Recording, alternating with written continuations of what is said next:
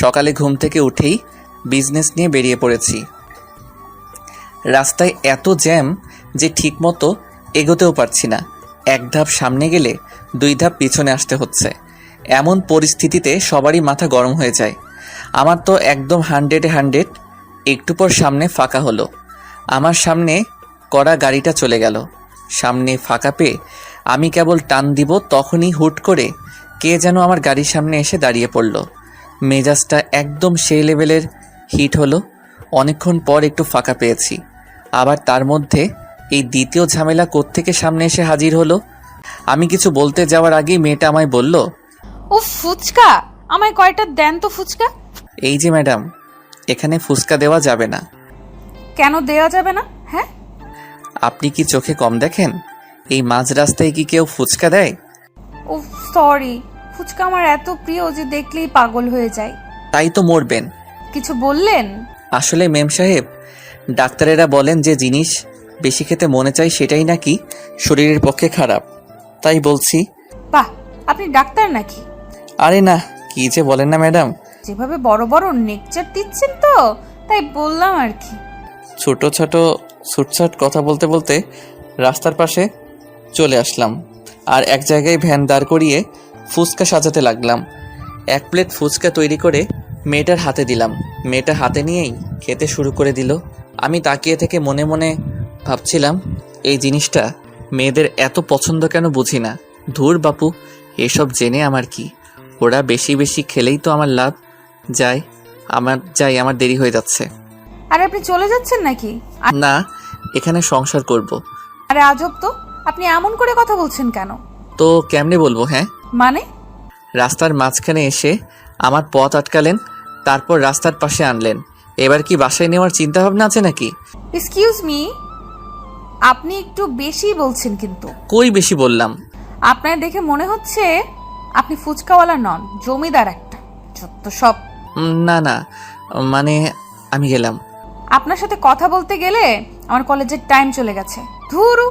এই কথা বলে মেয়েটা তাড়াহুড়ো করে সামনের দিকে এগোতে লাগলো। আমিও আর দাঁড়িয়ে না থেকে আমার উড়োজাহাজ নিয়ে সামনে এগোতে লাগলাম। মনে মনে ভাবলাম, মেয়েটা দেখতে বেশ সুন্দরী, তবে একটু ঝগড়াটে, কিন্তু খুব ভালো।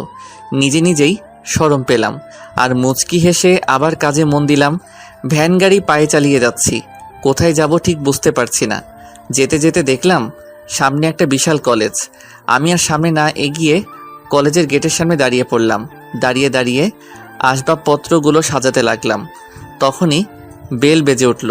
বুঝলাম যে ক্লাস শুরু হলো। আমি আমার কাজ করেই গেলাম। কিছুক্ষণ পর একটা ক্লাস শেষ হলো। আমি রেডি হয়ে থাকলাম। সামনে তাকাতেই দেখি কয়েকটা মেয়ে আমার দিকে আসছে। এসে আমায় বলল ফুচকা দিতে। আমি ফুচকা সাজাতে লাগলাম। তখন মেয়েদের মধ্যেই কথোপকথন চলছিল। তার মধ্যে একজনের নাম ছিল মিম। তাদের কথা বলার মধ্যেই জানতে পারি। তখন আমি মিমকে জিজ্ঞেস করলাম, আফামনি, এই কলেজের নাম কি গো? এই কলেজের নাম হলো। খুব নামকরা কলেজ, তাই না?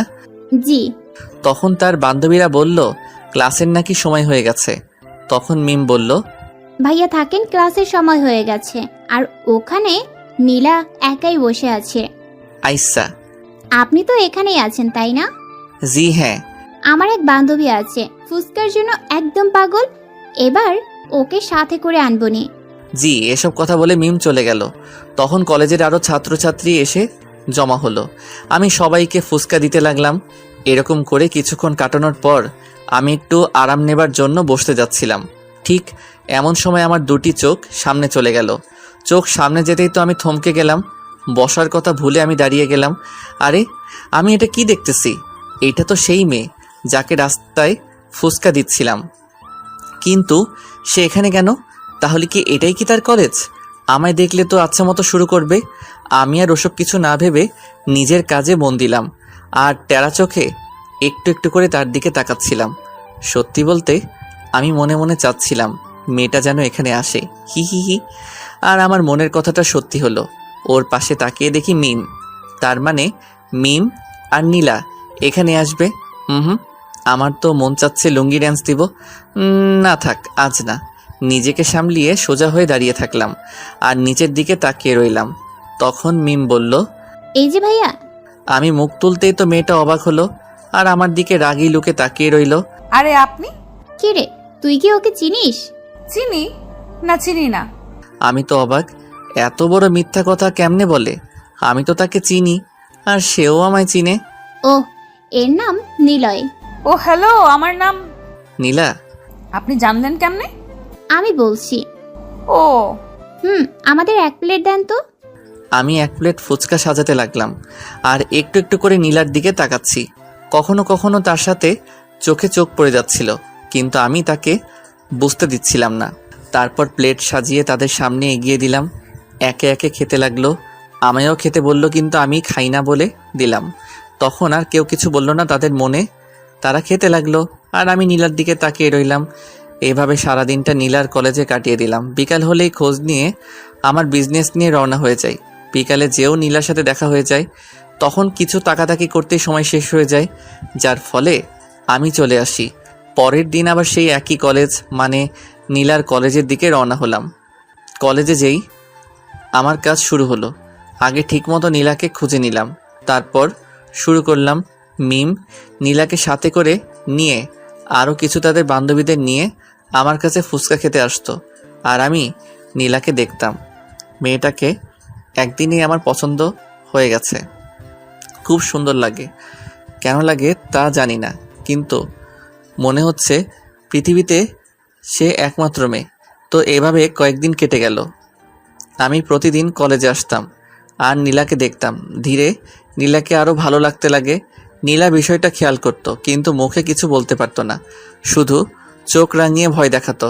ভয় করার বদলে আমি আরও ক্রাশ খেতাম। পরের দিন চলে গেলাম কলেজে। প্রতিদিনের মতো আজকেও নীলা চলে আসলো আমার কাছে। সে সহ তার বান্ধবীদের ফুচকা দিলাম। ফুচকা খাওয়ার পরে, নীলা, এবার চল, আজ ম্যাথ ক্লাস করতে হবে। তোরা যা, আমি যাব না। কেন রে, তুই তো ম্যাথে ভালো। আমার কিছু কাজ আছে, যা তোরা। কেমন কাজ রে? বললাম তো যা। ওকে, এই তোরা চল। এই বলে মিম তার অন্য বান্ধবীদের নিয়ে ক্লাসে চলে গেল আর নীলা সেখানেই দাঁড়িয়ে রইল। ব্যাপারটা কি আমি ঠিক বুঝলাম না। আমি আমার কাজ করছিলাম, তখন নীলা বলল, এই তোর সমস্যাটা কি রে? হ্যাঁ, আমার আবার কিসের সমস্যা? তাহলে প্রতিদিন অমন ড্যাব ড্যাব করে তাকাস কেন? আরে এইটুকুই বুঝো না? না, বুঝি না। একটা ছেলে একটা মেয়ের দিকে কেন তাকিয়ে থাকে? আরে জানি না। ধুর, এই তুই কি বলতে চাচ্ছিস? পরিষ্কার করে বল তো। বাংলায় বলবো নাকি ইংরেজিতে বলবো নাকি হিন্দিতে বলবো? তোর ইচ্ছে। मुझे ना तुमसे प्यार हो गया। হ্যাঁ। ও, তার মানে তুমিও রাজি? জিঙ্কু নাকুর বউ, বর বউ রাজি তো কেয়া করেগা কাজী। এই, আমি কখন হ্যাঁ বললাম? এই তো এক্ষুনি। দেখ, এসব ফাউল চিন্তা ভাবনা মাথা থেকে বাদ দে। কোনটা ফাউল? আমি তোমায় ভালোবাসি, এটাই সত্যি। দেখ, নিজের লিমিটের মধ্যে থাক, লিমিট ক্রস করিস না। তাই তো করছি। লেখাপড়া লও জানে না, সারাদিন ফুচকা বিক্রি করে খায়, থাকার মতো কোনো জায়গাও আছে কিনা সন্দেহ, আর আইসে আমার সাথে প্রেম করতে। তুমি সত্যি বলেছো, আমি লেখাপড়া জানি না। তো লিমিটের মধ্যেই থাক। কিন্তু আমি একটু একটু ইংরেজি আর হিন্দি পারি। এটা এখানকার ছোট বাচ্চারাও পারে। হুম। শোন, রাস্তার ফুচকাওয়ালা হয়ে 7 তলার চাঁদে হাত দিতে চাস না। চাঁদ? আজকাল তো 7 তলায় চাঁদ দেখা যায় না, দেখা যায় শুধু ময়দা সুন্দরী। কি বললি? না মানে তুমি ছাড়া, তুমি তো আমার আলোর ঘরের আধার। মনে হয় উল্টো বলে ফেলছি। অশিক্ষিত মূর্খ। আমায় মূর্খ বলবেন না। হ্যাঁ, আমি একজন বিশাল বড় টিচার। ওমা, তাই নাকি? তা কোন কলেজে? সব কলেজের। কবে থেকে? ছোটবেলা আমার মা বলতো আমি নাকি বড় হয়ে অনেক বড় টিচার হব, আর সেদিন থেকে আমি টিচার। আমি ভাবছিলাম তুই শুধু মূর্খ, কিন্তু এখন দেখছি তুই পাগলও বটে। হ্যাঁ তো, লায়লার জন্য মজনু পাগল, আর তোমার জন্য আমি পাগল। যত তাড়াতাড়ি পারিস পাবনার টিকিট কাটিস, নয়তো। পাবনার টিকিটের কথা বলতে পারবো না, কিন্তু তোমার বাড়ির টিকিট 100% কনফার্ম। এবার কিন্তু বেশি হচ্ছে। এখনো কিছুই করি নাই। তোর সাথে কথা বলাই আমার ভুল। সেই ভুলের মাসুল করো আই লাভ ইউ বলে। তোকে আমি কিস করতে মন চাইলে করতে পারো। বাদর, অশিক্ষিত মূর্খ। নীলা রাগে হাত পা ছোড়াছড়ি করতে লাগলো। কিছু করতে না পেরে উল্টো পথে রওনা হলো। আমি একটু মুচকি হেসে আবার নিজের কাজে মন দিলাম। তারপর থেকে কলেজ চলাকালীন আর নীলার সাথে দেখা হলো না। দুপুর হতেই আমি ওখান থেকে চলে আসলাম আর আমার প্রথম কাজ শেষ করলাম। এরপর বিকেলে বের হলাম নতুন কাজে, নতুন সাজে, একদম আলাদা হয়ে, কালো কালারের ড্রেস আর মুখে একটা কালো কালারের মাস্ক। চলে আসলাম একটা স্টেশনে, আর একটা দোকান থেকে গাড়ি ভাড়া হিসাবে নিলাম আর বেরিয়ে পড়লাম। গাড়ি নিয়ে সোজা চলে আসলাম রেল লাইনে, আর আমার প্রধান অতিথির জন্য অপেক্ষা করতে লাগলাম। অতিথির নাম হলো শফিক চৌধুরী, এলাকার বিশিষ্ট বিজনেসম্যানের তালিকায় থাকা একজন। টাকা পয়সার কোনো অভাব নেই তার, কিন্তু তবুও সে ট্রেনে করে যাতায়াত করে। কেন করে জানি না, গাড়ির সাথে হেলান দিয়ে দাঁড়িয়ে আছে। তখনই দেখলাম সামনে শফিক চৌধুরী ট্রেন থেকে নামতেছে। আমি চোখ থেকে চশমাটা খুলেই দৌড় দিলাম। আরে আরে স্যার, আপনি এসে গেছেন? আসতে কোনো অসুবিধা হয়নি তো? সব ঠিক আছে তো? হ্যাঁ, তা তো ঠিক আছে, কিন্তু তোমায় ঠিক চিনলাম না। স্যার, আপনার সিটটা কি এসিতে ছিল নাকি সাধারণে? এসিতে, কিন্তু আমি বলেছিলাম। ট্রেনওয়ালার কপাল খুব ভালো যে আপনার সিট এসিতে দিয়েছে, নয়তো তাকে খুন করতাম। কিন্তু তুমি। আরে স্যার, দাঁড়িয়ে থাকবেন না, এতে আপনার কষ্ট হবে। চলেন, আমার ছোট্ট গাড়িটাই বসুন। বসবো তো, কিন্তু তুমি আমায় কোথায় নিয়ে যাবে? আরে স্যার, আমার প্রতি এত অবিশ্বাস? আপনার ঠিক গন্তব্যেই নিয়ে যাব আমি আপনারই লোক। ও আচ্ছা, চলো তাড়াতাড়ি বাসায় যেতে হবে। জি স্যার, একবার আপনি শুধু বসে দেখেন, হাওয়ার বেগে পৌঁছে দিব। আচ্ছা আচ্ছা, চলো। শফিক চৌধুরী আমার গাড়িতে উঠে আরামে বসে পড়ল। আমি গাড়িতে উঠে শফিকের মাথার উপর ফ্যান চালু করে দিলাম, সাথে হালকা এসি। এই নিয়ে বেশ আরামদায়ক যাত্রা হচ্ছিল। বেচারা শফিক অনেক ক্লান্ত ছিল, তাই সিটে হেলান দিয়ে ঘুমিয়ে গেল। আমি আমার মতো গাড়ি চালিয়ে গেলাম। কিছুক্ষণের মধ্যে আমার গন্তব্যে পৌঁছে গেলাম, আর শফিককে তার আসল জায়গায় পৌঁছে দিলাম। এরপর আমি আমার বাসায় চলে আসলাম। গাড়িটা গ্যারেজে রেখে হোস্টেলে চলে আসলাম। রাতের খাওয়া দাওয়া শেষ করে ঘুমিয়ে গেলাম। সকালে উঠে ফ্রেশ হয়ে নাস্তা করে ফুচকার গাড়িটা নিয়ে আবার রওনা হলাম, কলেজের দিকে রওনা হলাম। কলেজে এসে আবার আগের জায়গায় এসে বসলাম, আর নীলা আসার জন্য অপেক্ষা করতে লাগলাম। একটু পর এদিক ওদিক তাকিয়ে তাকিয়ে দেখছি নীলা আসতেছে কিনা, কিন্তু অনেকক্ষণ হলো নীলা আসে না। এমনকি তার পেতনি বান্ধবীরাও আসে না। কি করব বুঝতে পারছি না। তখন একটা ছেলে এসে ফুচকা চাইলো। আমি বিরক্তিকর মুড নিয়ে ফুচকা দিচ্ছিলাম। এমন সময় পিছনে তাকিয়ে দেখি নীলা আর তার সব বান্ধবীরা আসতেছে। আমার মনের মধ্যে তো লাড্ডু ফুটতে লাগলো। মুচকি এসে নিজের কাজে মন দিলাম। নীলা আমার দিকে তাকানো তো দূরের কথা, আমার কাছ দিয়েও আসলো না। আমি মনে মনে বললাম, যতই তুমি পালিয়ে পালিয়ে থাকো না কেন, একদিন আমার কাছে ঠিকই আসতে হবে। এরপর আমি আর কিছু বললাম না। নীলা সোজা ক্লাসে চলে গেল। আমি মন খারাপ করে নিচের দিকে তাকালাম। কিছুক্ষণ পর নীলা ক্লাস শেষ করে বেরিয়ে আসলো, আর তাকে দেখার সাথে সাথে তো আমার মন খুশি হয়ে গেল। কিন্তু নীলা আমার দিকে না এসে পাশ কাটিয়ে চলে যাচ্ছিল। তখন আমার মাথায় একটা বদ বুদ্ধি বেরিয়ে এলো। ব্যাস, ভাবতে দেরি করতে দেরি নট। আজকের টক কিন্তু সেই হইছে, তাই না? আমার সামনে কয়েকটা মেয়ে ফুচকা খাচ্ছিল। আমার কথা শুনে তারা মাথা তুলে মুখে হ্যাঁ জবাব দিল। ব্যাস, আমার কাজ হয়ে গেল। এবার মিমের কাজ। নীলা, না মিম, আজ ওদিকে যাবি না। শোন না, আজকে টক নাকি হেভি হয়েছে, চল না। মিম, এসব ওই বাদরটার চালাকি। তুই থাক, আমি গেলাম। আরে আরে শোন, আচ্ছা চল, আমিও যাব। একটু একটু করে নীলা আর মিমের কথোপকথন শুনতে পাচ্ছিলাম, আর মুচকি মুচকি হাসছিলাম। এরপর দেখলাম মিম আর নীলা এদিকেই আসছে। ভাইয়া, কি অবস্থা? আমার অবস্থা সবসময় ঝাক্কাস। তা তোমার এই বান্ধবীর কি অবস্থা? কার? এর অবস্থার কথা আর বইলেন না। কি বলো? আমার ম্যাডামের কি হলো? মনে হয় কেউ স্যাকা দিচ্ছে। মিম, তুই চুপ করবি? তা ম্যাডাম, আজকে উল্টা পথে হাঁটছিলেন কেন? আপনাকে বলতে হবে নাকি? কিরে নীলা, কালকে তো নিলয় ভাইয়ার সাথে খুব সুন্দর কথা বলছিলি, কিন্তু আজ আবার কি হলো? কারণ আছে তাই। কি কারণ? আরে মিম, তোমার বান্ধবীকে কালকে প্রপোজ করছি, তাই এখনো টেনশনে আছে। ও মা, তাই নাকি? নীলা ট্রিট দে। ওই মিম, চুপ করবি? আর এই শোনেন, আপনি আপনার রাস্তায় থাকবেন আর আমি আমার রাস্তায়। তা তো হবে না। আমি এখন তোমায় ভালোবাসি, তোমায় ছাড়া বাঁচবো না। চুপ। আর একবার এসব কথা বলবেন না। একবার কেন, 1000 বার বলবো। I love you. Idiot. Mim চল। আরে নীলা, ভাইয়ার প্রপোজাল অ্যাকসেপ্ট কর। তুই যাবি? ও হ্যালো ম্যাডাম, তুমি আমার থেকে যতই দূরে থাকো না কেন, একদিন না একদিন ঠিকই আমায় ভালোবাসবেন। এই ফকিরের বাচ্চা ফকির, রাস্তায় রাস্তায় ফুচকা বিক্রি করিস, ফুটপাতের পারে থাকিস, আর আমার সাথে প্রেম করার স্বপ্ন দেখিস? তুমি কি জানো না মনু, ভালোবাসতে মন লাগে, ধন নয়। চুপ কর ফকির, তোদের মতো ফকিরের মুখে এসব মানায় না। কি ভেবেছিস বড়লোকের মেয়েকে বিয়ে করে একদিনে বড়লোক হবি? নো নো, আমি তো শুধু তোমায় পেতে চাই। আর একবার যদি বলেছিস তাহলে। নীলা আমায় থাপ্পড় মেরে আমার দিকে আঙুল তুলে কথাগুলো বলল। কলেজের সবাই আমাদের দিকে তাকিয়ে আছে। আমি মাথা নিচু করে নিলাম। নীলা ইচ্ছে মতো অনেক কিছু বলতে লাগলো। কিছু কিছু কথা আমার কলিজায় আঘাত করতে লাগলো। তবুও আমি কিছু না বলে পাথরের মতো দাঁড়িয়ে রইলাম। চোখ থেকে এক ফোঁটা পানি মাটিতে গড়িয়ে পড়ল। কি করব বুঝতে পারছি না। মাথা তুলে দাঁড়াতেও পারছি না। কোনো উপায় না পেয়ে ভ্যানটা নিয়ে ওখান থেকে চলে আসলাম। ভ্যান এনে ভ্যানের জায়গায় রাখলাম। এরপর প্রথম চ্যাপ্টার বাদ দিয়ে দ্বিতীয় চ্যাপ্টারে প্রবেশ করলাম। এমনিতেও বেলা গড়িয়ে দুপুর হয়ে গেছে, তাই সোজা সাপটা গোসল করার জন্য বেরিয়ে পড়লাম। নলকূপে যেয়ে পানি তুলে গোসল করলাম। এরপর প্যান্ট শার্ট পরে গ্যারেজে আসলাম। এসে পাশের হোটেলে দুপুরের খাবার খেয়ে নিলাম। এরপর নতুন এক গাড়ি নিয়ে বেরিয়ে পড়লাম। কিছু দূর আসতেই মুখে সেই ব্ল্যাক কালারের মাস্ক পরে নিলাম আর চোখে সানগ্লাস। তারপর সোজা আমার গন্তব্যে আসলাম। এক বিশাল কোম্পানির সামনে এসে গাড়ি ব্রেক করলাম আর গাড়ি থেকে নেমে সোজা ভিতরে আসতে লাগলাম। গার্ড এসে আমায় সার্চ করলো, এরপর ভিতরে পাঠিয়ে দিল। অবশ্য জিজ্ঞেস করছিল আমি কে। তখন আমি বলছি তোমার বসের ড্রাইভার। এরপরে আর আমায় আটকালো না।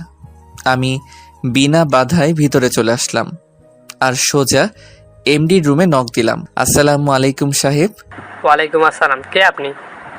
আগে আপনি কি আসলাম? তওবা তওবা, গুরুজনের নাম মুখে নিতে নেই। আরে সমস্যা নেই, আমি আসলাম। অনেক নাম শুনেছি আপনার। আপনি নিজের শরীর খাটিয়ে এত বড় হয়েছেন। আপনাকে দেখে আমার অনেক গর্ব হয়। অবশ্যই, আমার কর্মের ফল এসব। আপনি তো মহান সাহেব। একজন চাকর হয়ে আজ এত বড় কোম্পানির মালিক। কি কি কি কি বলছিস তুই? মানে সাহেব, আমি বলছিলাম আপনি তো আগে খুব গরিব ছিলেন। নিজের বুদ্ধি খাটিয়ে শ্রম দিয়ে এত বড় কোম্পানির মালিক হয়েছেন। কিন্তু তুই কেমনে জানলি? আরে সাহেব, আপনার মতো মহান মানুষের জীবনী সবাই জানে। সবাই আপনার থেকে কিছু শিখতে চায়। তাই নাকি? হ্যাঁ সাহেব, আপনার ড্রাইভার হতে পেরে আমিও খুব খুশি। ওহ, তার মানে তুই আমার ড্রাইভার? জি সাহেব, চলেন আপনার বাসায় পৌঁছে দিই। ম্যাডাম আপনায় তাড়াতাড়ি যেতে বলেছে, কি যেন সারপ্রাইজ দিবে। সামান্য 2 টাকার ড্রাইভার হয়ে আমার সামনে সানগ্লাস পরার সাহস হলো কি করে তোর? অপরাধ নিবেন না সাহেব, আসলে আমার চোখে সমস্যা। ডাক্তার বলেছে চশমা যেন না খুলি। ও আচ্ছা, আমি খুব ক্লান্ত, চলো। এরপর আমি আসলামের সাথে বাইরে চলে আসলাম আর আসলামকে গাড়িতে বসিয়ে দিয়ে আমি ড্রাইভ করতে লাগলাম। গ্লাসে দেখলাম আসলাম ফোন টিপছিল। আমি বললাম, আচ্ছা সাহেব, আপনি এত বড়লোক কি করে হলেন? কেন হঠাৎ এমন প্রশ্ন কেন? অপরাধ নিবেন না সাহেব, আসলে আপনি অনেক মহান মানুষ, তো তাই আপনার থেকে আমি কিছু শিখতে চাই। ওহ, আমি এত বড় লোক হয়েছি আমার পরিশ্রমে। অনেক পরিশ্রমের মাধ্যমে আজ আমি এখানে। ফকির থেকে বড়লোক? কি বললি তুই? না মানে সাহেব, আসলে বলছিলাম ফকির থেকে কি করে বড়লোক হলেন। তুই কি কানে কম শুনিস নাকি? বললামই তো। সাহেব, আমার কান একদম পরিষ্কার। আচ্ছা, আপনার লিডার তো ছিল, যার কথায় আপনি সবকিছু করতেন। এই তুই কে রে? তুই এত কিছু কি করে জানিস? আর এত কিছু কেন? পরিচয় দিলে আপনি শুনতে পারবেন না, তাই থাক। এরপর আর কিছু বললাম না, সোজা গাড়ি চালাতে লাগলাম। অনেকগুলো পথ জার্নি করে অবশেষে এসে পৌঁছালাম আসলামের বাসার সামনে। আসলামকে ওখানে নামিয়ে দিয়ে আমি আমার গন্তব্যে রওনা দিলাম। আমার গন্তব্যে আসতে আসতে সন্ধ্যা হয়ে গেল। এরপর সন্ধ্যায় বস্তিতে চলে আসলাম। তার আগে গ্যারেজে গিয়ে গাড়ি জমা দিয়ে আসলাম। সঙ্গে হোস্টেল থেকে কিছু খাবার নিয়ে চলে আসলাম বস্তিতে। রাতের খাবার খেয়ে ঘুমিয়ে গেলাম। সকালের পাখির ডাকে চোখ থেকে ঘুম হারালো। কেন জানি মনটা খুব খারাপ লাগছে। পুরনো দিনের কথা খুব মনে পড়ছে। সকাল সকাল মনটা খারাপ হয়ে গেল। অনেক কষ্টে সব ভুলতে সক্ষম হলাম।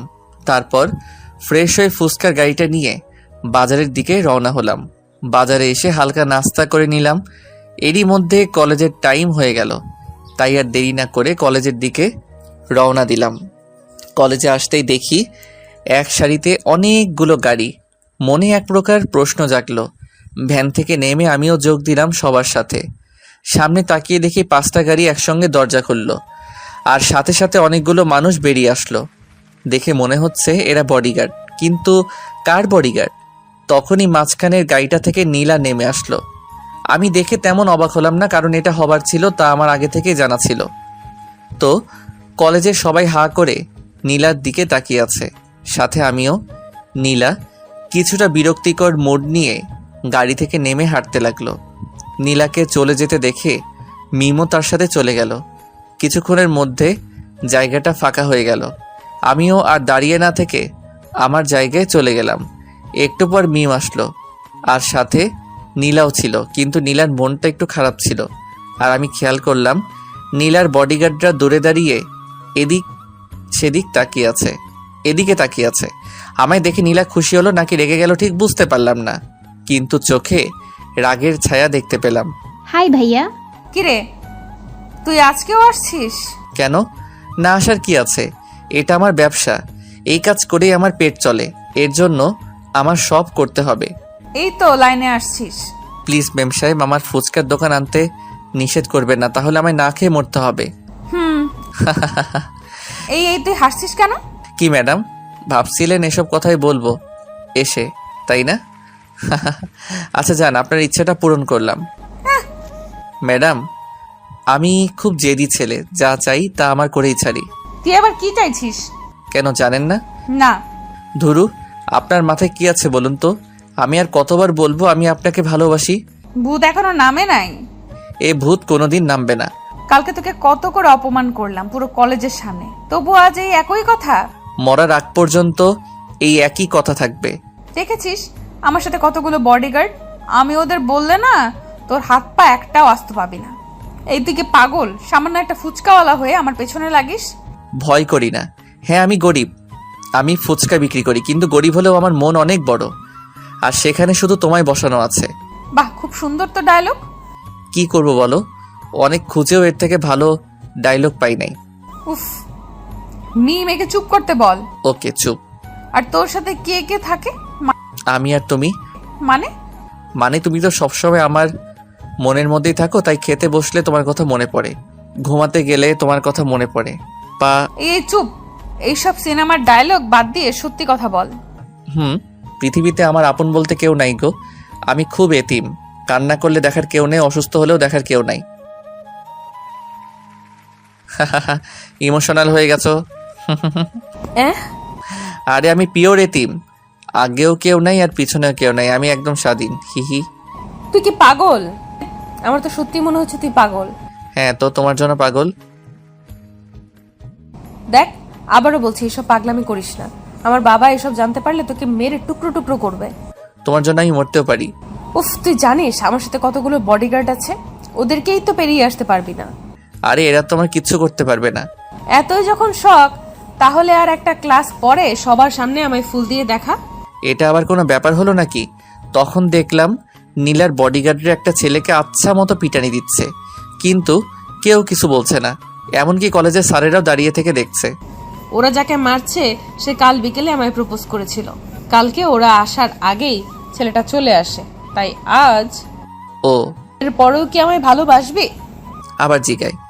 ম্যাডাম একটা কথা মনে রাখবেন, ভালোবাসাটা যদি মন থেকে হয় না, তাহলে পৃথিবীর কোনো শক্তি সেটাকে ভাঙতে পারে না। তাই? হুম। কি বলছি মনে থাকে জানো? চল মিম। তোমার জন্য জীবনও দিতে পারি, মার খাওয়া তো দূরের কথা। ডায়লগ কম মার। হিহি। চল মিম। এ কথা বলে মিম আর নীলা চলে গেল। আমি ওদের যাওয়ার দিকে তাকিয়ে রইলাম। এদিকে মিম আর নীলা ক্লাসরুমের দিকে আসতে আসতে হঠাৎ মিম বলল, নীলা, এটা কি করলি? কই কি করলাম? ছেলেটা তোকে এত ভালোবাসে আর ওকে বিপদে ফেললি? আমার বাবাকে তো চিনিস, ঘাট থেকে মাথা আলাদা করে দিবে। তার থেকে বরং বডিগার্ডের হাতে মার খেয়ে যদি ওর পাগলামিটা ছোটে। তুই কি ভেবেছিস ওরা নিলয়কে কি বাঁচিয়ে রাখবে? মেরে ফেলবে। জানি, কারণ আমার পেছনে যতই ছেলে এসেছে তারা সবাই মরছে, এটাও মরবেই। তুই মানুষ নাকি অন্য কিছু? কেন? ছেলেটা তোকে পাগলের মতো ভালোবাসে আর তুই তাকে মৃত্যুর মুখে ঠেলে দিচ্ছিস। ওকে অনেক বুঝিয়েছি, না বুঝলে আমি কি করব? আর তোর কেন এত দরদ হচ্ছে? আমি মানুষ বলে মানুষের জন্য দরদ হচ্ছে। ও চল ক্লাসে। মিম আর নীলা ক্লাসে চলে গেল। আমি ভ্যান নিয়ে বাইরে চলে আসলাম আর গোলাপের দোকানে গেলাম। তারপর নীলা আসার অপেক্ষায় থাকলাম। কিছুক্ষণ পর নীলা ক্লাস শেষ করে বেরিয়ে আসলো আর বেরিয়ে আমায় দেখতে না পেয়ে আশেপাশে তাকাতে লাগলো। ঠিক এমন সময় আমি গোলাপের দোকান নিয়ে কলেজের ভিতরে প্রবেশ করলাম আর সোজা নীলার সামনে এসে থামলাম। নীলা সহ মিম আমায় এভাবে দেখে তো অবাক। মাথায় লাল গামছা বাঁধা, মুখে মাস্ক আর ফুসকার বদলে গোলাপ ফুলের দোকান। হাই ম্যাডাম, তুমি গোলাপ আনতে বলেছো আর আমি পুরো দোকানটাই তুলে আনছি। নীলা তো জমে পাথর, কোনো কথা না বলে ওর বডিগার্ডদের দিকে তাকিয়ে আছে। আমি এবার ভ্যান থেকে নেমে সুন্দর একটা গোলাপ তুলে নীলার সামনে ধরলাম। নেন, আই লাভ ইউ। নীলা একবার আমার দিকে তাকাচ্ছে আর একবার ওর বডিগার্ডদের দিকে তাকাচ্ছে। ইতিমধ্যে নীলার বডিগার্ডরা এসে হাজির। তখন নীলার বডিগার্ডরা আমার কাঁধে হাত দিল আর বলল, এই তুই কে রে? আর আমাদের ম্যাডামকে গোলাপ দেওয়ার সাহস কি করে হলো? এখানে সাহসের কি হলো? এটাই তো আমার চাকরি। মানে খুব সোজা। আমি অনলাইনের মাধ্যমে ফুলের ব্যবসা করি। অনলাইনে অর্ডার করলে আমি ডেলিভারি করে দেই। আর এই ম্যাডাম একটা গোলাপ। ম্যাডাম, আপনি কি সত্যি অর্ডার করেছিলেন নাকি চালাকি? চালাকি হলে কিন্তু একে সোজা উপরে পাঠিয়ে দিব। এমন করে ভয় দেখাচ্ছেন কেন? আমি হার্টের রোগী। এই তুই চুপ কর। হ্যাঁ, আমি অর্ডার করেছিলাম। বাসায় যেতে বললে বাবা অনেক প্রশ্ন করত, তাই এখানে আসতে বলেছি। এবার তো হলো। হয়েছে, এবার এখান থেকে ফুট। আপনারও লাগবে নাকি স্যার? খুব ভালো ফুল। বিবাহিত জীবনে অসুখী হলে এটা নেবেন, একদম কাজ করবে। তোকে যেতে বলছি। যাচ্ছি, কিন্তু আর আসবো না। বাইরে অপেক্ষা করব। এই বলে আমি আবার ভ্যানে উঠে কলেজের বাইরে চলে আসলাম আর নীলা ক্যান্টিনের দিকে গেল। আমি রাস্তার পাশে বসে থেকে ভাবছি নীলা আসবে কিনা, কিন্তু সঠিক উত্তর খুঁজে পাচ্ছি না। ঠিক এমন সময় দেখলাম কলেজের পিছনের গেট দিয়ে নীলার মিম আসছে। আমি দেখেও না দেখার ভান করে থাকলাম। তখন নীলা এসে বলল, একটুর জন্যই তো উপরে চলে যাইতিস, আমি না বাঁচালে। এত বড় রিস্ক নিয়ে গোলাপ দিলাম আর আমায় বাঁচাতে কে বলছিল? ইচ্ছা হয়েছে তাই। তার মানে সামথিং। এই শোন, এইটুকুতেই ভাবিস না যে আমার যোগ্য হতে পারবে। এটা তো যে কেউ করতে পারে। তোমার কথা মতো আমি তোমায় ফুল দিয়েছি। এবার আমায় আই লাভ ইউ বলো। কেবল তো শুরু, এটা করতে তো সবাই পারবে। তাহলে বলো আর কি কি করতে হবে? আমি তোমার জন্য সব করতে রাজি। হুমা, তাই নাকি? বলেই দেখো। কালকে কলেজে আসার সময় গাড়ি থামিয়ে আমায় প্রপোজ করতে হবে। এটা আবার তেমন কি কাজ? ভাবিস না যে এটাও আজকের মতো করবি, কারণ আমার বাবা কাল থেকে আমার সিকিউরিটি আরো টাইট করবে। তোমার বাবা যতই না করুক না কেন আমায় আটকাতে পারবে না। কালকেই দেখা যাবে। যদি পারি তাহলে কি ভালোবাসবে না? তোর মুখে কি আর কোনো কথা নাই? গো সোনা, যদি কালকে এইসব বডিগার্ডের মধ্যে দিয়েও সকাল 9টায় আমার সামনে আসতে পারিস আর আমার সাথে কথা বলতে পারিস, তাহলে কি? তাহলে ভেবে দেখবো। এই তোমরা মেয়েরা এই ভাবাভাবি ছাড়া কি কিছু বোঝো না নাকি? সিনেমার মতো বলে দিল ভেবে দেখবে। আগে তো এসে দেখা।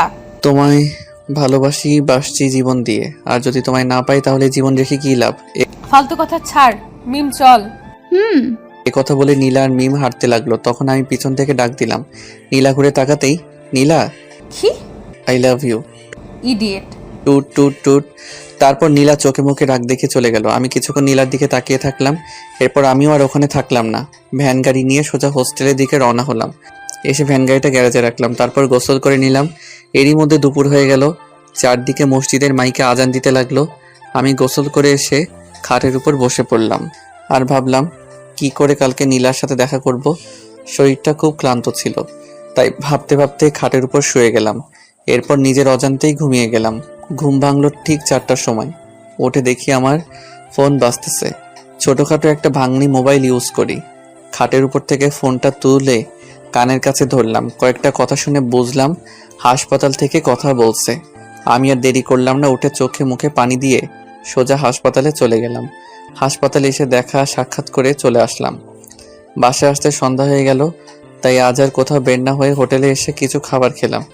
কিছুটা প্যাকেটে করে নিয়ে আবার হাসপাতালে গেলাম। সেখানে রাত 9টা পর্যন্ত থাকলাম। এরপর হোস্টেলে এসে চোখে মুখে পানি দিয়ে ঘুমিয়ে গেলাম। সকালে উঠতেই মনে পড়ে গেল নীলার শর্তের কথা। সকাল সকাল মাথা হ্যাং হয়ে গেল। কি করব ভেবে পাচ্ছিলাম না। তবুও সাহস করে নীলার বাসার দিকে রওনা হলাম। আর কিছুক্ষণের মধ্যে নীলার বাসায় চলেও আসলাম। এখন বাজে সকাল 7টা, আর মাত্র 2 ঘন্টা 6 আছে। নীলার বাড়িটা সেই হিয়া বড়, চারদিকে গার্ড, একটা পিঁপড়া ঢোকার মতো ক্ষমতা নেই সেখানে। আমি তো শেষ।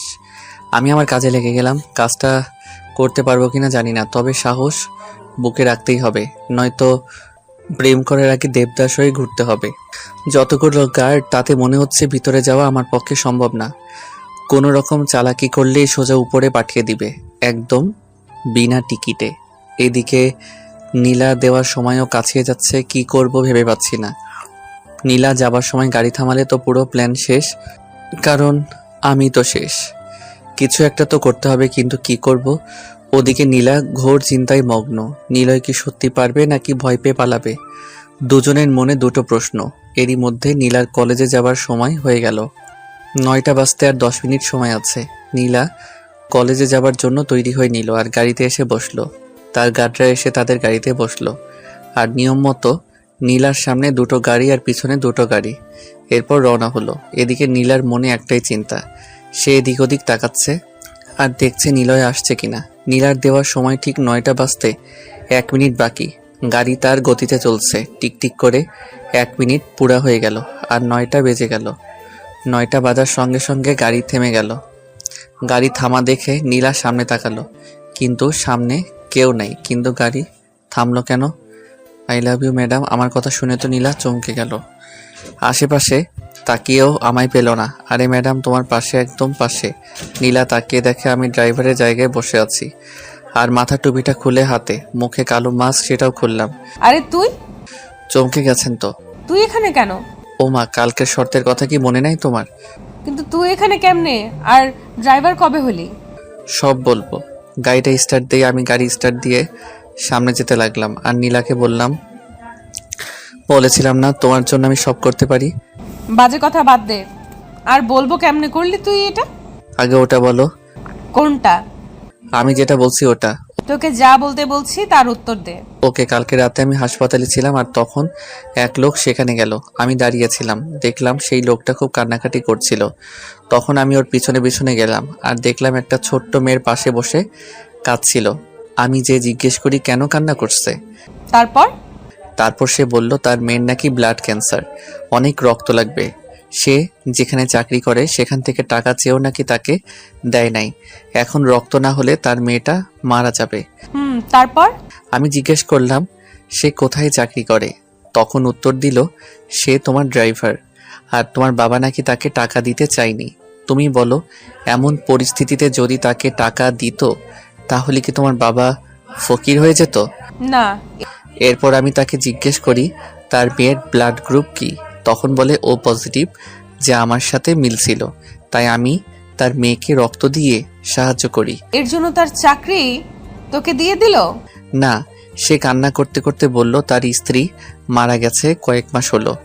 এখন মেয়েটার যত্ন নেওয়ার মতো কেউ নাই। সেও নাকি সারাদিন তোমাদের বাসায় কাটায়। করিম চাচা। তখন আমি তাকে বলি এই চাকরিটা আমায় দেন, আর আপনি একটা দোকান করেন, সারাদিন মেয়েকে নিয়ে দোকান চালাবেন, মেয়ের যত্ন নিতে পারবেন। তো ও তার মানে তুই চান্সের পার্টি? তোমার জন্য সব করতে পারি। চুপ কর আর গাড়ি চালা। আচ্ছা ম্যাডাম, একটা কথা বলেন তো, কি? তোমার বাবা হঠাৎ এত গার্ডের তোমার পিছনে কেন লাগলো? জানি শহরে নাকি খুন খারাপি নাকি বেড়েই যাচ্ছে, তাই আমার বাবা আমায় নিয়ে চিন্তা করে, সেই জন্য আমার সাথে এত বডিগার্ড লাগিয়েছে। কিন্তু খুনের সাথে তোমাদের সম্পর্ক কি? 2 দিনে 2টো খুনও হয়েছে। প্রথম দিনে শফিক, এখানকার স্থানীয় চেয়ারম্যান, আর দ্বিতীয় দিনে আসলাম, এই শহরের দ্বিতীয় বিজনেসম্যান। 1 নম্বরে আমার বাবা, তাই আমার বাবার সন্দেহ এবার আমাদের উপর নাকি টার্গেট। ও, এবার বুঝলাম। ছোটবেলা আম্মু বলতো যত বেশি বড়লোক হবি, যত টাকা হবে, তত শত্রু হবে, তত ভয় হবে। আমার বাবার অনেক শত্রু। ভালো মানুষের শত্রু এমনিতেই হয়, আবার তো বড় লোক। বড় লোকেরা কখনো ভালো হয় না, তারা গরিবের রক্ত চুষে খায়। কিছু কিছু, কিন্তু আমার বাবা খুব ভালো। পৃথিবীতে সব থেকে ভালো মানুষ আমার বাবা। কনফিডেন্স থাকা ভালো, কিন্তু এত নয়। তুই বক বক থামাবি? গাড়ি চালা। আমি তোমার 2টা শর্ত পূরণ করলাম, এবার তো আমায় ভালোবাসবে? শোন, কানের কাছে বকবক করবি না। কালকে বলেছিলাম ভেবে দেখবো, এখন শর্ত পূরণ করতে পারছিস, আমি ভেবে দেখবো। পৃথিবীতে সব থেকে ভয়ঙ্কর প্রাণী হলো মেয়ে। এবার চুপচাপ গাড়ি চালা। আমি আর কিছু বললাম না। গাড়ি নিয়ে সোজা কলেজের গেট দিয়ে প্রবেশ করলাম আর গাড়ি থামিয়ে মাথায় টুপিটা দিয়ে নেমে আসলাম। এসে নীলার নামের জন্য এ পাশের গেট খুলে দিলাম। নীলা নেমে গেল আর সোজা ক্লাসের দিকে রওনা হলো। আমি ভাবলাম একবার পিছনে তাকা, কিন্তু তাকালো না। এবার আমি গাড়ি পার্ক করে এসে ক্যান্টিনে বসলাম। দেখতে দেখতে নীলার সবকটা ক্লাস শেষ হলো। এবার সে বেরিয়ে আসলো, সাথে মিমও ছিল। আমি যেতেই, এবার ভাইয়া বলবো নাকি দুলা ভাই? যা মন চায়। দুলা ভাই কেন? কেন মানে, তুই ওকে শর্ত দিছিলি, ও শর্ত পূরণ করেছে, এখন তুই ওর অর্ধেক বউ। মিম, একদম বাজে কথা বলবি না। আমি তো তখন বলি নাই যে বউ হব, আমি বলছি ভেবে দেখবো। ওই তার মানেই তাই। মাথা, চল বাসায় যাব। চল না আজ কোথাও ঘুরতে যাই। গেলে মন্দ হয় না। আচ্ছা চল। এরপর নীলা আর মিম গাড়িতে উঠে বসলো আর আমি গাড়ি স্টার্ট দিলাম। সামনে পিছনে আগের মতোই বডিগার্ড। নীলা, তোর কি বিরক্ত লাগে না কেন? এভাবে বন্দি হয়ে চলাফেরা করতে? সামনে বডিগার্ড, আবার পিছনেও। জীবনের জ্বালা, কিন্তু কি করব বল, বাবার আদেশ। এখন তো ঘুরতে যাচ্ছি, অন্তত এখন তো একা থাকার অধিকার রাখি। এই ড্রাইভার, গাড়ি থামাও। আমি গাড়ি থামালাম। তখন নীলা গাড়ি থেকে নেমে সামনে গাড়িতে এসে কি যেন বলল, তারপর আবার এসে গাড়িতে বসলো। এবার সামনে থেকে 2 গাড়ি ঘুরে চলে গেল। আয়নাতে দেখলাম পিছনের গাড়িও চলে গেল। চল। নীলা, তুই নিলয়কে ড্রাইভার কেন বললি? ড্রাইভারকে ড্রাইভার বলবো না তো কি বলবো? নীলা, ও তোকে ভালোবাসে বলে ড্রাইভার হয়েছে, তোকে ভালোবাসার পরীক্ষা দিতে ড্রাইভার হয়েছে। মিম, এইসব ভালোবাসাটা সে আমার পছন্দ না, প্লিজ চুপ কর। ওকে। এরপর মিম চুপ হয়ে গেল। আমিও আর কথা বললাম না, মন দিয়ে গাড়ি চালাতে লাগলাম। কিছু দূর আসার পর, কোথায় যাবেন? তুই যেতে থাক, আমি বলে দেব। ওকে। এরপর নীলার কথা মতো যেতে লাগলাম। অবশেষে থামতে বলল, আমি গাড়ি থামিয়ে দিলাম। তখন সামনে তাকিয়ে দেখে তো অবাক, হাসপাতালের ওই লোকটা, মানে করিম চাচা। আমি ওর বাড়ি চিনতাম না তো। নীলা নিচ থেকে আসলো, মানে আমার ম্যাডামের থেকে অনেক দয়া। গাড়ি থামাতে নীলার মিম নেমে গেল, সাথে আমিও নামলাম। তখন নীলা সোজা করিম চাচার কাছে গেল। বাড়ির পাশে একটা সুন্দর দোকান। করিম চাচা, কেমন আছো? আল্লাহ যা রাখছে মা। তোমার মেয়ে কেমন আছে? ভালোই, ঘরে শুয়ে আছে। কালকে রক্ত দিয়ে আজকেই বাসায় আনছেন কেন? হয়তো ভালো হয়ে যাচ্ছে তাই। তুই চুপ কর। আচ্ছা মা, চলো ঘরে। ম্যাডাম, কি? সাহেব কল দিচ্ছে, তাড়াতাড়ি বাসায় যেতে হবে। উফ, আমার বাবাকে নিয়ে আর পারি না। করিম চাচা আজকে থাক, অন্যদিন আসবো। আচ্ছা মা। যাক, একটুর জন্য বাঁচলাম, ভিতরে গেলে সব বুঝে যেত। যাই হোক, এখন নীলাকে নিয়ে তাড়াতাড়ি এখান থেকে যেতে হবে। তাই আর দেরি না করে নীলা আর মিমকে নিয়ে রওনা হলাম। মিমের বাসার কাছে আসতেই মিম থামতে বলল। আমি গাড়ি থামালে মিম নীলাকে বিদায় জানিয়ে চলে গেল। এরপর নীলাকে নিয়ে আমি আবার রওনা হলাম। কিছুক্ষণের মধ্যে নীলার বাসায় এসে হাজির হলাম। নীলা গাড়ি থেকে নেমে ভিতরে চলে গেল আর আমি গাড়িটা পার্ক করে বসে রইলাম। কিছুক্ষণ বসে থাকার পর দেখলাম নীলা আবার বাইরে আসলো আর বলল, নীলা শোনো। হ্যাঁ ম্যাডাম। বাবা তোমায় ডাকছে। ও, যাচ্ছি। হ্যাঁ, আর ভুল করেও বলবা না যে আগে আমাদের দেখা হয়েছে আর আমার জন্য এখানে আসছো, তাহলে কিন্তু তোমার জীবন নিয়ে টানাটানি হবে। হলে হোক, যার জন্য এত কিছু করছি সেই তো বুঝে না, তাহলে জীবন রেখে কি লাভ? শোন, তোর যা ইচ্ছে বল, আমার সাবধান করার ছিল, করে দিছি। এখন তুই মর বাঁচ, তোর ইচ্ছা, যত সব। এক নিঃশ্বাসে নীলা কথাগুলো বলে ভিতরে চলে গেল আর আমিও পিছনে পিছনে ভিতরে গেলাম। তখন নীলার বাবা আমায় ডাকলো।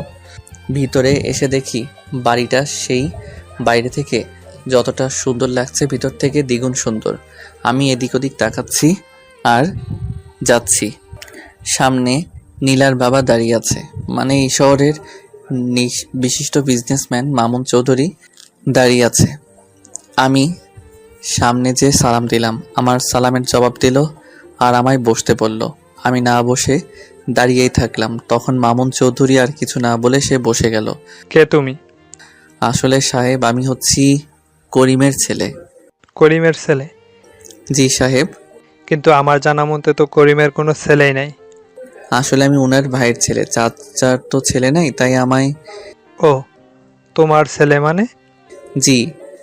কিন্তু আমরা তো এভাবে চাকরি দেই না, পরীক্ষা নেই, চেক আপ করি, ভালো মন্দ জেনে তারপর চাকরিতে দেই। আসলে আমার চাচু। হ্যাঁ, তোমার চাচু আমার এখানে অনেক বছর ধরেই কাজ করেছে, তার বিশ্বাসে দিতে পারি। নিজের মৃত্যু ঘরে ডাকলি? কি বলছো? সাহেব, অনেক অনেক শুক্রিয়া। দেখো, আমার শত্রু অনেক, তাই তোমায় সাবধানের সাথে কাজ করতে হবে। ওকে সাহেব, আপনি কোনো চিন্তা করবেন না। হুম। নীলার বাবা তথা মামুন চৌধুরীর সাথে কিছুক্ষণ কথা বললাম। এরপর দুপুর পেরিয়ে বিকেল হয়ে আসলো। নীলার কথায় খাওয়া দাওয়া ওখানেই করলাম। এরপর বের হলাম নীলাকে নিয়ে। ও নাকি ঘুরতে যাবে, তাই আমি ওকে নিয়ে রওনা হই।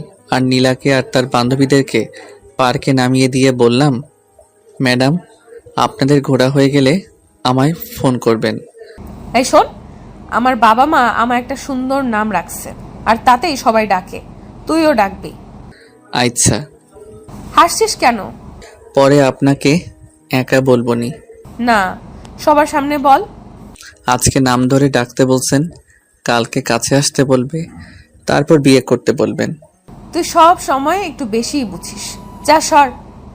ওকে। আমি আর কিছু না বলে মুচকি হাসি দিয়ে চলে আসলাম। কিছু দূর আসার পর আবার নীলার দিকে ঘুরে তাকালাম। প্রতিদিনের মতো আজ হলো না। নীলা আমায় কিছু বলা বাদ দিয়ে সেও তাকিয়ে আছে। ভাবলাম মামলা সেট, তাই গাড়িতে উঠে চলে গেলাম। আর আমার চলে যাওয়ার পর নীলা আর তার বান্ধবীরাও পার্কের দিকে চলে গেল। আমি সোজা চলে আসলাম কফি শপে, আর সেখানে কিছু সময় কাটালাম। তারপর সন্ধ্যা হওয়ার আগ দিয়ে আমার কাজ শেষ করে আবার পার্কের দিকে চলে আসলাম। এসে গাড়ি পার্ক করে পার্কের দিকে রওনা হলাম। পার্কে আসতে দেখি অনেক ছেলেমেয়ের আনাগোনা, সবাই প্রেম করে নিয়ে ব্যস্ত। এটা দেখে আমার মাথায় একটা দুষ্টুমি বুদ্ধি চলে আসলো। ব্যাস, যেই ভাবা সেই কাজ। সোজা চলে গেলাম নীলার কাছে, আর পিছন থেকে নীলার হাত ধরে টান দিলাম। নীলা হঠাৎ চমকে গেল আর নিজেকে সামলাতে না পেরে আমার কাজ সহজ করে দিল। নীলার এক হাত ধরে তাকে গড়িয়ে হাত ধরে আমি তার সামনে বসে গেলাম, একদম সিনেমা স্টাইলে। নীলা তো জমে পাথর। আমার এমন কাজ দেখে নীলা সহ তার বান্ধবীরাও অবাক হয়ে গেল। আমি মুচকি হাসলাম। হঠাৎই নীলা ঠাস করে আমার গালে তার নরম হাতটা ফেলে দিল। আমি কি সুন্দর রোমান্টিক মুড নিয়েছিলাম, কিন্তু থাপ্পড় খাওয়ার পর একদম ভিজে বিড়াল হয়ে গেলাম। আবার সুনামি ঘটার আগে ওখান থেকে কেটে পড়লাম আর সোজা এসে গাড়িতে বসলাম। আর ভাবতে লাগলাম কাজটা মনে হয় খারাপ হয়ে গেল। নীলা আর তার বান্ধবীরাও গাড়িতে এসে বসলো। এবার আমি গাড়ি স্টার্ট দিলাম আর বাসার দিকে যেতে লাগলাম। তখনই নীলা ভেজা কণ্ঠে বলল, প্রাইভেটে যেতে হবে। নীলার কথা শুনে একটু অবাক হলাম। আজকে তো প্রাইভেট ছুটি, আর তাই তো সে পার্কে ঘুরতে আসছিল। আবার কেন প্রাইভেটে? আমি সাহস করে আর কিছু জিজ্ঞেস করলাম না, সোজা তাকে প্রাইভেটে নিয়ে আসলাম। সঙ্গে মিমেরাও ছিল। আমি গাড়ি থামাতে নীলা আর মিমেরা নেমে ভিতরে চলে গেল। আমি বাইরে দাঁড়িয়ে রইলাম। তখন মিম ভিতরে না গিয়ে আমার কাছে আসলো। খুব কষ্ট পাইছো তাই না ভাইয়া? আরে কিসের কষ্ট, বাদ দাও তো। নীলা আসলে এমনই, এসব ভালোবাসাও পছন্দ করে না। এখন তো আমার সন্দেহ হয় ওর মন বলে কিছু আছে নাকি নাই। আরে এমন সন্দেহ কেন? মন প্রাণ সবারই আছে। আমার মনে হয় নাই।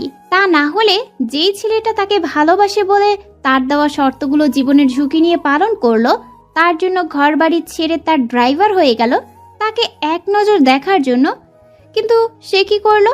ওই একই অপমান। ওর মধ্যে যদি মন থাকতো না, তাহলে নিশ্চয়ই ওর মনে তোমার জন্য একটু হলেও মায়া হতো। এমনটা নয়, হয়তো ওর আমায় পছন্দ হয় নাই। তোমার মতো ভালো ছেলে যদি ওর পছন্দ না হয়, তাহলে ওর কপাল খারাপ। ওসব বাদ দাও, এটা বলো তোমরা এখানে কেন আসলে? আমাদের প্রাইভেট স্যার খুব অসুস্থ। ও, আমি হঠাৎ সামনে তাকাতেই দেখি নীলা দাঁড়িয়ে আছে। আমার তো চোখ কপাল উঠে গেল, হয়তো সব শুনে নিছে। মিম, হ্যাঁ বল। স্যার তোকে ডাকছে। আসছি নিলয় ভাইয়া। হুম। মিম চলে গেল আর নীলা আস্তে আস্তে আমার দিকে আসতে লাগলো। আমি দাঁড়িয়ে না থেকে গাড়ির দরজা খুলে দিতে যাব, তখন নীলা বলল, নিলয়? হ্যাঁ বলেন ম্যাডাম। আবার madam? Sorry Nila. I am sorry. ও দেখো, আমি ইচ্ছে করে তখন তোমায় মারিনি, আমি খুব ঘাবড়ে গিয়েছিলাম। প্লিজ রাগ করে থেকো না। আসলে ওটা করা আমারও ঠিক হয় নাই। প্লিজ রাগ করো না। তোমায় মারার পর থেকে আমারও কেমন যেন হচ্ছে, খুব খারাপ লাগছে। ও নিলয়, কি? I love you. এবার তো ক্ষমা করো। বললাম তো এমনিতেই মাফ করছি, তারপরও কেন ওই মিথ্যে কথাটা বললেন? আমি মিথ্যা বলি না, আমি সত্যি বলছি। হইছে, এবার গাড়িতে বসেন। উফ শালা, তোর আজ আমি পাথরের মতো দাঁড়িয়ে শ্রোতার মতো নীলার কথাগুলো শুনছিলাম। এমন সময় পিছন থেকে কে যেন এসে আমাদের দুজনকেই অবাক করে দিল। নীলা এসব কথা বলছিল আর আমি দাঁড়িয়ে দাঁড়িয়ে শুনছিলাম। তখন পিছন থেকে মিম এসে নীলাকে আচ্ছা মতো বকতে লাগলো। কুত্তি রাক্ষসী, আমি তোর বান্ধবী হই, তাও আমায় এসব কথা বলিস নাই। আমি নিলয় থেকে দূরে থাকতে চেয়েছি, তাই কাউকে বলি নাই। আমাকে তো বলতে পারতি। আমি কখনো ভাবতেও পারিনি যে আমি নিলয়কে এতটা ভালোবেসে ফেলবো। তুই তো জানিস আমার জীবনে যায় আসে প্রথম দিনেই তাকে দুনিয়া ছাড়তে হয়। আমি ভাবছিলাম নিলয় তাদের মধ্যে একজন হবে, এই জন্য আমি ওকে বাঁচাবো বলে ঘৃণা করার অভিনয় করতাম। তোমার জীবনে যারা আসে তাদের কি হয়? আর কয়জন আসছে তোমার জীবনে? তুমি ভুল বুঝছো। আমার পেছনে যারা লেগেছে, যারা আমায় পছন্দ করে, প্রপোজ করেছে, তারাই দুনিয়া ছেড়ে গেছে, অথবা আজ তারা ঘরে বন্দি হয়ে আছে। কেন? কারণ আমার বাবা চায় না যে আমার পেছনে কেউ লাগুক আর আমায় কেউ ভালোবাসুক। আমার বাবার অনেক টাকা, তাই সে কাউকে ভয় করে না, নিজের ইচ্ছে মতো চলে। ও জানি না তোমার কি হবে। আজ পর্যন্ত কাউকে আমি এতটা ভালোবাসি নাই যতটা তোমায় বাসছি। আমার কিচ্ছু হবে না, তুমি কোনো চিন্তা করো না। প্লিজ তুমি এখান থেকে চলে যাও। আমি তো যাবার জন্য তোমার কাছে আসি নাই। এবার দেখো আমার খেলা। মানে তোমার বাবা নিজেই তোমার আর আমার বিয়ে দিবে। এটা কখনো সম্ভব নয়। কোনো কাজই সম্ভব হয় না, সম্ভব করে নিতে হয়। আমার খুব ভয় করে। ধুর, বাদ দাও, চলো। তারপর নীলাকে আর মিমকে নিয়ে সেখান থেকে সোজা বাসায় চলে আসলাম। আগে মিমকে তার বাসায় নামিয়ে দিলাম। নীলার বাসায় এসে গাড়ি পার্ক করে বের হতেই নীলার বাবার ডাক পড়ল। আমি চলে আসলাম ভিতরে। এসে দেখি নীলা আর ওর বাবা মামুন চৌধুরী বসে আছে। জি সাহেব, আমায় কি ডাকলেন? খবর দেখো, এটা টিভির দিকে তাকিয়ে দেখি ব্রেকিং নিউজ দিতেছে। আজকে নাকি কফি শপে জলিল শাহকে খুন করা হয়েছে। কে করছে তা এখনো পুলিশ জানতে পারে নাই, তবে তদন্ত চলছে। এটা আমার বিজনেস পার্টনার ছিল, একে বাস খুন করলো। শুধু একে নয়, আজকে একে নিয়ে মোট 7 জনকে খুন করা হলো। কিন্তু সাহেব, কারা করছে? জানি না, কেন করছে তাও জানি না, তবে আমার মনে হচ্ছে এবার ওর টার্গেট আমি, কারণ আমরা মোট 8 জন ছিলাম আর আমি বাদে 7 জনকে মেরে ফেলেছে, এবার বাকি আমি। ও, এসব কথা তোমায় বলার কারণ হচ্ছে তুমি আমার মেয়েকে সেফ রাখবে, দরকার হলে আরও গার্ড বাড়িয়ে দিব। ঠিক আছে সাহেব, আমি সবসময় ম্যাডামের খেয়াল রাখবো। তারপরেও আরও কিছু কথা বলে তখনকার মতো বাদ দিলাম। আর মামুন চৌধুরী আমায় বলল, তুমি যেন খাবার খেয়ে যাও। আমি কোনো কথা না বলে শুধু মাথা নাড়া দিলাম। তারপর যে যার কাজে চলে গেল। নীলা ঘরে গিয়ে পড়তে বসলো। আমি বাইরে চলে আসলাম। বাইরে এসে আবহাওয়া খেতে লাগলাম। পকেট থেকে ফোন বের করে কল দিলাম। বেশ কি সুন্দর আবহাওয়া, চারদিকে সুন্দর জায়গা, বসে থাকতে বেশ মজা পাচ্ছিলাম। ঠিক এমন সময় কে যেন আসলো আর মামুন সাহেবের নামে একটা গিফট দিয়ে চলে গেল। আমি মামুন সাহেবের কাছে গেলাম আর দেখলাম সেই গিফটটা সামনে নিয়ে বসে আছে। একটু পর খুলতে লাগলো। খুলতেই তো অবাক হয়ে গেল, সেখানে মোট 8 জনের ছবি আছে আর মামুন সাহেবের ছবিও আছে। মামুন সাহেবের ছবি বাদে বাকি 7 জনের ছবিতে লাল কালি দিয়ে ক্রস চিহ্ন দেওয়া আছে। এটা দেখে তো মামুন সাহেব শেষ। বুঝতে আর বাকি রইল না যে এবার ওর পালা। সঙ্গে সঙ্গে মামুন সাহেব উত্তেজিত হয়ে গেল আর খোঁজ নিতে বলল, এই গিফটকে দিয়ে গেল। আমি দাঁড়িয়ে শুধু দেখছিলাম, কারণ সেই গিফট পাঠানোর মালিক ছিলাম আমি। শখ লাগারই কথা। আমি যখন বাইরে যাই ঠিক তখন আমি ফোন বের করছিলাম আর আমার ঠিক করার লোককে ফোন করি। তারপর সে কথা মতো এসে গিফট দিয়ে চলে গেল। আর সেই লোকটা ছিল আশরাফ ভাইয়ের লোক, এই শহরের নাম্বার 1 গুন্ডা। এখন মামুন সাহেব সেই লোককে খুঁজতে ব্যস্ত হয়ে পড়বে, আর এদিকে আমি তার মেয়েকে আর একটু মজিয়ে দিব। মামুন বুদ্ধিমান হয়ে থাকলে গিফট দেওয়ার লোককে খুঁজে বের করবে, আর সেই লোক আশরাফের নাম বলবে, কারণ আমি ফোনে কথা বলার সময় আশরাফের পরিচয় দিয়েছিলাম। এরপর আশরাফ আর মামুনের মধ্যে শুরু হবে এক মহাযুদ্ধ। এই যুদ্ধে যে কোনো একজন মরবে, আর বাকি একজনকে আমি নিজে দেখে নিব। এরপর আমার প্ল্যানের প্রথম ধাপ শুরু হয়ে গেল। মামুন সাহেব চারদিকে লোক ছড়িয়ে দিল, যে করেই হোক ওই লোকটাকে ওর চাই। আস্তে আস্তে রাত গভীর হয়ে গেল। আমি বাসায় আসার জন্য রেডি হচ্ছিলাম, তখন দেখলাম উপর থেকে নীলা ডাক দিল। আমি আশেপাশে তাকিয়ে দেখি কেউ নাই, তাই উপরে চলে আসলাম। তখন নীলা আমায় তার ঘরে নিয়ে গেল আর আমায় একটা কিস করলো। এরপর বলল বাসায় যেতে। আমি বেশি কিছু বললাম না, চলে আসলাম বাসায়। বাসায় আসার সাথে সাথেই ফোন থেকে সিম পাল্টে দিলাম, অন্য সিম তুলে মামুনকে কল দিলাম। মামুনের কথার মধ্যে ভয়ের খোঁজ পেলাম। কি খবর মিস্টার মামুন চৌধুরী? খে আমায় চিনলেন না? এত সুন্দর একটা গিফট পাঠালাম আর আমায় ভুলে গেলেন? কে তুই? আমার কাছে কি চাস? তোর জীবনে তুই অনেক পাপ করছিস, এবার তোর পাপের বিনাশ হবে। এই কে তুই? আরে এত উত্তেজিত হলে চলে নাকি? কি চাস তুই বল। আমার চাওয়ার কথা তুই বাদ দে, আগে নিজের জীবন বাঁচা। একবার তুই আমার সামনে এসে দেখ, তোকে কেটে টুকরো টুকরো করে রাখবো।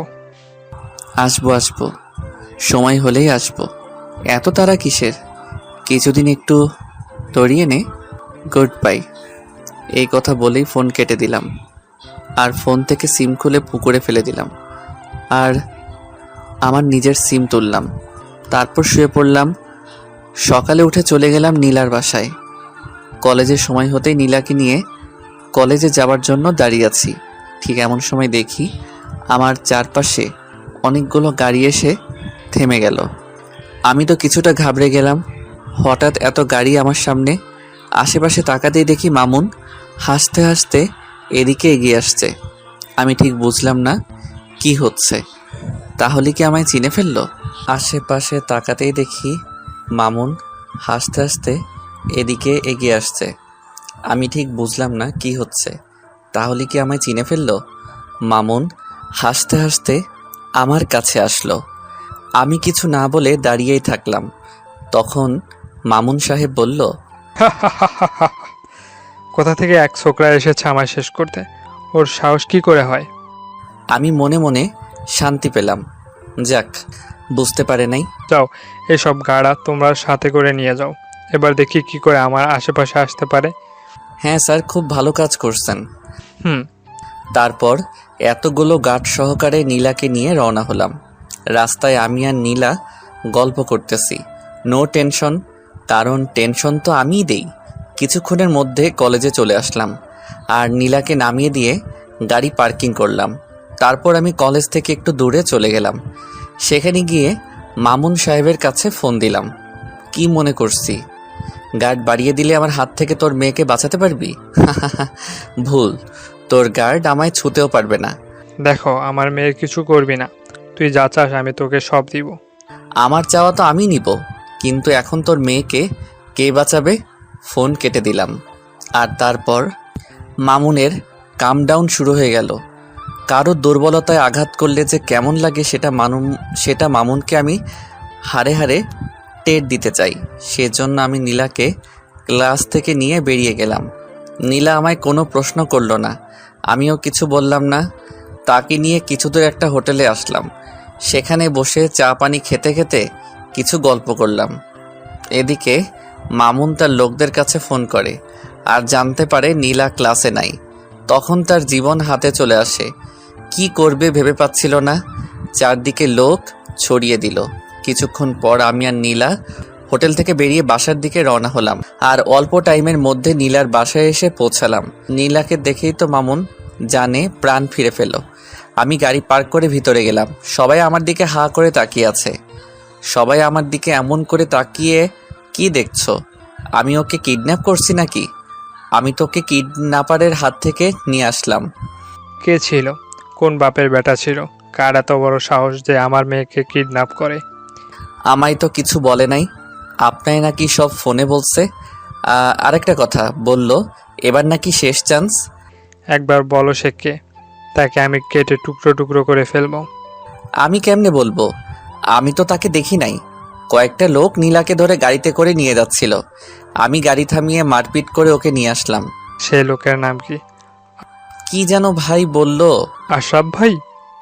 হ্যাঁ হ্যাঁ, এরকমই। আশরাফ, আমি তোকে ছাড়বো না। তারা খুব ভয়ানক ছিল। আমার কথা শুনে তো মামুন রেগে বাগুন ফুলে গেছে। আমার কাজ শেষ। এবার যা করার সব মামুন চৌধুরী করবে। আমি গাড়ির চাবি জমা রেখে বাসায় যাব বলে চলে আসলাম।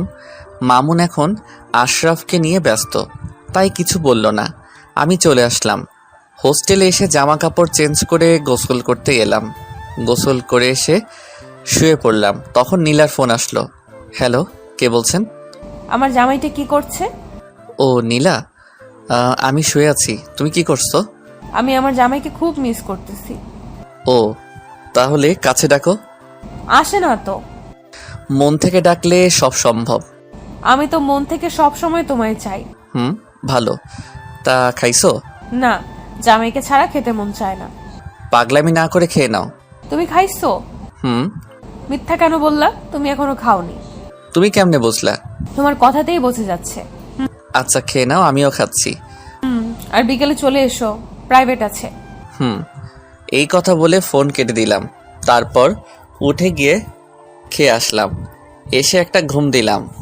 এক ঘুমে বিকেলে উঠে নীলার বাসায় চলে গেলাম। আর গাড়ি বের করে দাঁড়িয়ে রইলাম।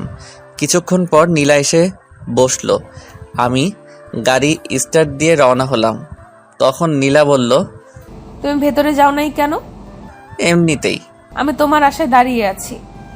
ও, তারপর কথা বলতে বলতে নীলার প্রাইভেটে চলে আসলাম। আমি নীলাকে নামিয়ে দিয়ে গাড়ি নিয়ে বের হলাম, কারণ এখন আমার সাথে কোনো গার্ড আসে নাই। মামুন সাহেব আমার উপর বিশ্বাস করে তার মেয়েকে আমার হাতে তুলে দিছে। সে তো আর জানে না তার সেই জম। আমি গাড়ি নিয়ে বের হলাম আর জানতে পারলাম মামুন সাহেব আশরাফের নামে কেস করছে। এটা শুনে তো আমি শেষ। আমি ভাবলাম কি আর হলো কি। খবর নিয়ে জানলাম মামুন নাকি এবার ইলেকশনে দাঁড়াবে, তাই কোনো রকম অন্যায় সে করবে না। এটা শুনে আমি আমার প্ল্যান বদলিয়ে দিলাম। তারপর সন্ধ্যা হওয়ার পর নীলাকে নিয়ে তার বাসায় নামিয়ে দিলাম। নীলা তো আমায় যেতেই দিবে না। আমি অনেক বাহানা করে চলে আসলাম। বাসায় এসে সময়ের অপেক্ষা করতে লাগলাম। নীলার বাসা থেকে আসার সময় কাউকে না জানিয়ে মামুন সাহেবের একটা শার্ট নিয়ে চলে আসলাম। আর সময় হতেই সেই শার্ট পরে আশরাফকে হামলা করলাম। জায়গা মতো আশরাফকে খতম করলাম। আর তখন আমি ইচ্ছে করেই শার্টে রক্ত ভরাই আর শার্টের এক টুকরো ছিঁড়ে আশরাফের হাতে লাগিয়ে দেই। এরপর আমি কিছু দূর আসার পর শার্ট খুলে ডাস্টবিনে ফেলে বাসায় চলে আসি। বাসায় এসে আরামের ঘুম দিলাম। সকালে উঠে ফ্রেশ হয়ে নিলাম। তারপর জানতে পারলাম মামুনকে পুলিশ অ্যারেস্ট করছে। আমি জেনে কোনো অবাক হলাম না, বরং খুশি হলাম। এরপর রেডি হয়ে চলে আসলাম নীলার বাসায়। নীলার বাসায় এসে দেখি একদম ফাঁকা, কেউ আছে বলে মনে হয় না। আমি ভিতরে গেলাম, দেখলাম মামুনের সব লোকেরা মাথায় হাত দিয়ে বসে আছে। আমিও মন খারাপের অভিনয় করলাম। তারপর নীলা এসে বলল সে নাকি কলেজে যাবে। আমিও আর কিছু বললাম না, আমার তো চাকরি এটা। রাস্তায় এসে আমি বললাম, তোনার বাবা অ্যারেস্ট হয়েছে, তোমার কি কষ্ট হচ্ছে না? না, কারণ আমি হাজারবার বাবাকে নিষেধ করেছি এসব গুন্ডামি করো না, মারপিট আমার একদম পছন্দ না। আমার কথা শোনেই না, তাই অ্যারেস্ট হয়েছে তো ভালোই হয়েছে।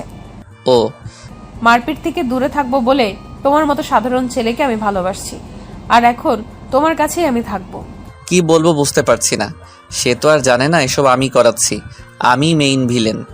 তোমায় নিয়ে আমি অনেক দূরে হারিয়ে যেতে চাই, যেখানে গেলে শুধু শান্তি। এবার মারপিট খুনাখুনি আর হবে না। আমি আর কিছু বললাম না, কি বলবো ভেবেই তো পাচ্ছি না। যখন নীলা সবটা জানতে পারবে জানি না কি যে হবে। কিছুক্ষণের মধ্যে নীলার কলেজে চলে আসলাম। নীলা নেমে আমায় বিদায় দিয়ে চলে গেল। আমি গাড়ি পার্ক করলাম না, আর আমার একটা কাজ ছিল সেটা করতে গেলাম। কাজটা শেষ করতে করতে দুপুর হয়ে গেল। নীলার কাছে চলে আসলাম আর নীলাকে নিয়ে রওনা হলাম।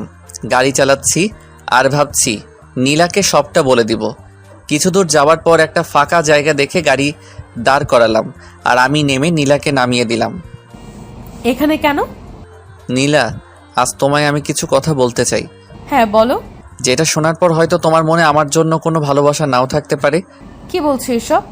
কি এমন কথা? হ্যাঁ, আমি কথাটা বলতে যাব ঠিক এমন সময় ওখানে চারদিকে অনেকগুলো গাড়ি আসলো।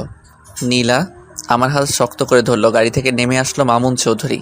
আমি তো অবাক, এ কেমনে এখানে? মামুন চৌধুরী মুচকি আসছে। বাহ বাহ, খুব সুন্দর খেলছিস। বাবা তুমি এখানে? মা চলে আয়। না বাবা, আমি নিলয়কে ভালোবাসি। আরে এসব ভালোবাসা কিচ্ছু না, সব অভিনয়। ও তোকে শুধু ব্যবহার করেছে আর কিচ্ছু না। ও ভালো করেই জানতো আমার কাছে পৌঁছানো খুব টাফ ব্যাপার, তাই তোকে ওর প্রেমের জালে ফেলে আমার কাছে পৌঁছেছে। নিলয়, বাবা এসব কি বলছে? তুমি কিছু বলছো না কেন? আরে কি বলবে, এটাই সত্যি। চলে আয় না মা। নিলয় কিছু বলো। তোমার বাবা যা বলছে তা সব সত্যি, কিন্তু ব্যাস থামো, আর বলতে হবে না। নীলা চোখে পানি টলটল করছে। আমার হাত ছেড়ে দিল। আমার দিকে করুণ দৃষ্টিতে তাকিয়ে আছে। কি করব বুঝতে পারছি না। অনেক খেলেছিস, এবার তোর শেষ খেলা। আমার খেলা শুরু। চল বলে দে তুই কে। খেলা এত সহজে তো শেষ হবে না। খেলার আসল সিন তো বাকি আছে। হা হা হা হা, চারিদিকে আমার লোক। এক ধাপ লড়লেই তুই সোজাও পড়ে। সিংহ একাই শিকার করে, তাতে যতটাই শিকারই হোক না কেন। ধরা পড়ার পর সবাই এমন করে। কি ভেবেছিলি আমার বন্ধুদের মারলেই আমি ভয় পেয়ে যাব? ভয় তো তুই আগে থেকেই পেয়ে আছিস, এখন আর একটু ভয় দেখাই নে। এবার ফোনটা বের করে তোর অফিসে কল দে। কি বলছিস? আরে দে না। মামুন অফিসে ফোন দিল আর জানতে পারলো তার অফিসে নাকি পুলিশ ঢুকেছে আর সব কাজ বন্ধ করে দিয়েছে। একে একে তার সব কোম্পানিতে ফোন দেওয়ার পর সে জানতে পারলো সব কোম্পানি নাকি বন্ধ। পুলিশে সিল মেরে গেছে। মামুন রাগে মোবাইল ফুঁকে মারল। এই তো রেখে ধর। মামুনের লোকেরা আমায় ধরতে আসার আগেই আমি নীলার হাত ধরে টেনে সামনে এনে তার গলায় ছুরি ধরলাম। এটা দেখে নীলা তো সেই অবাক, তার চোখ থেকে ঠপাস করে পানি পড়ে গেল। বুঝলাম নীলার কষ্টে বুকটা ফেটে যাচ্ছে। এই এই নীল, আর কিছু করিস। মিস্টার মামুন চৌধুরী, খেলা তোর শেষ। অনেক পাপ করছিস, এবার তার শাস্তি ভোগ কর। আমার মেয়েকে ছেড়ে দে। তোর মেয়ে তো আমার একমাত্র অস্ত্র। তুই কে আর কি চাস? শাকিল খান। কি?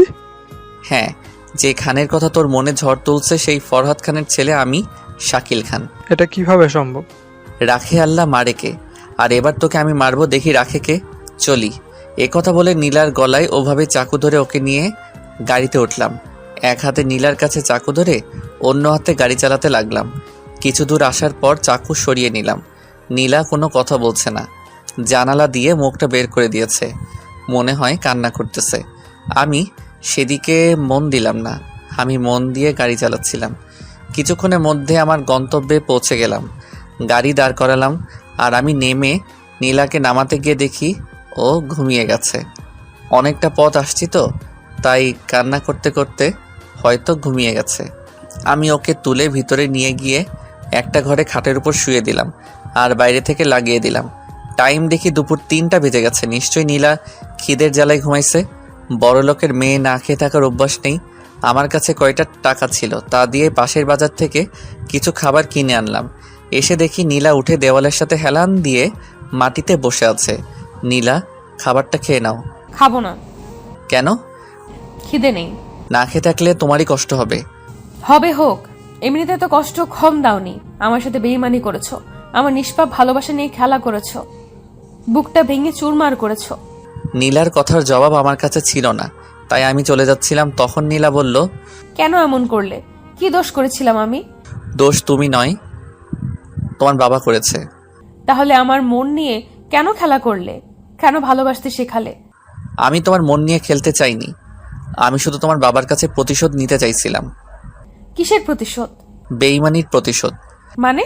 মানে জানতে হলে অনেক বড় কাহিনী জানতে হবে। বলো। তাহলে শোনো, আজ থেকে কয়েক বছর আগে এখান থেকে অনেক দূরে একটা বিশাল গ্রাম ছিল। সেই গ্রামে থাকতো একখান পরিবার। সেখানকার কর্তা ছিল ফরহাদ খান। ফরহাদ খানের একমাত্র ছেলে ছিলাম আমি। আমাদের পরিবার অনেক বড় ছিল। দাদা দাদি, চাচা চাচি, বাবা মা, ফুফু ফুফা সবাই থাকতো। আমরা অনেক শান্তিতে থাকতাম। আমার বাবা মানে ফরহাদ খান এলাকার মন্ত্রী ছিল। সবাই তাকে খুব ভালোবাসতো আর সম্মানও করত। আমার বাবা সবসময় গ্রামের লোকদের কথা ভাবতো, তাদের সুখে তিনি সুখী হতেন। ছোট বড় সবাই তাকে এক নামে চিনত। গ্রামে কোনো ঝামেলা হলে আমার বাবার কাছে আসতো। বাবা সঠিক বিচার করে দিত, এতে সবাই খুশি হতো। আমাদের বাসায় বাবার মুখে মুখে কথা কেউ বলতে পারতো না, শুধু আমার চাচাতো বোন ছাড়া। আমার চাচার একমাত্র মেয়ে, তার নাম মিলি। বয়স খুব কম, 8 থেকে 10 হবে। বাবা মিলিকে খুব ভালোবাসতো, নিজের মেয়ের মতো আদর করে তাকে মা বলে ডাকতো। তাছাড়া সবাই বাবাকে খুব ভয় পেত। একদিন বাবার কানে খবর এলো পাশের গ্রামে নাকি ঠিকমতো পানি বিদ্যুৎ যায় না, আবার সরকার যেসব ভাতা দিত সেসবও নাকি তারা পেত না। তখন বাবা আমায় ডাকলেন। বাবা জানতেন আমি মারপিটে সবসময় এক্সপার্ট। বাবা, আপনি আমায় ডেকেছেন? হ্যাঁ, খবর পেলাম পাশের গ্রামে নাকি বিদ্যুৎ ঠিক মতো থাকছে না। গিয়ে একটু খবর নাও তো। শোনো, সেখানে গিয়ে আবার মারপিট করো না। ঠিক আছে বাবা। যাও। ওকে বাবা। আমি বাবার কাছ থেকে চলে আসলাম। আমার বন্ধু ছিল রাকিব, ছোটবেলার বন্ধু। তাকে সাথে করে নিয়ে রওনা হলাম। রাস্তায় যেতে যেতে অনেক মজা করলাম। গ্রামের পাশে এসে খুব তৃষ্ণা লাগলো। তখন দেখলাম সামনে একটা মেয়ে কলসিতে করে পানি নিয়ে যাচ্ছে। এই যে ম্যাডাম। মেয়েটা তাকিয়ে আবার হাঁটতে লাগলো। আমি আবার ডাকলাম। এবার মেয়েটা চোখ রাঙিয়ে থামলো। কাছে যেতেই, এই অসভ্য ছেলে, মেয়ে দেখলেই কি ডাকতে ইচ্ছে করে? ঘরে কি মা বোন নেই? কালকে আমার বান্ধবীকে নিয়ে মজা করছিস। আরে কি বলছো? আমি তো জানি জানি, এটাই তো বলবি যে আর কোনো দিন হবে না? তোরা তো দূরের কথা, আমায় দেখে বড় বড় গুন্ডা ভয় পায়। আমায় একটু পানি দিবেন? ভয়ে গলা শুকিয়ে গেছে, নে পানি খা। মেয়েটা পানি দিল, খেয়ে নিলাম। তারপর মেয়েটা চলে গেল। আমি তাকিয়ে থাকলাম। দেখতে ভালোই, তবে একটু ঝগড়াটে।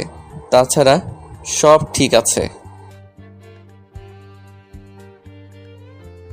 আরে ছাড়ো না, হয়তো ভুল করে বলছে। তারপর আরও কিছু কথা বলতে বলতে গ্রামে প্রবেশ করলাম। গ্রামে আসতেই দেখি এক লোক কারেন্টের তারের সাথে আটকে গেছে। বাঁচার জন্য সে চিৎকার করতেছে, কিন্তু কেউ ভয়ে এগিয়ে যায় না।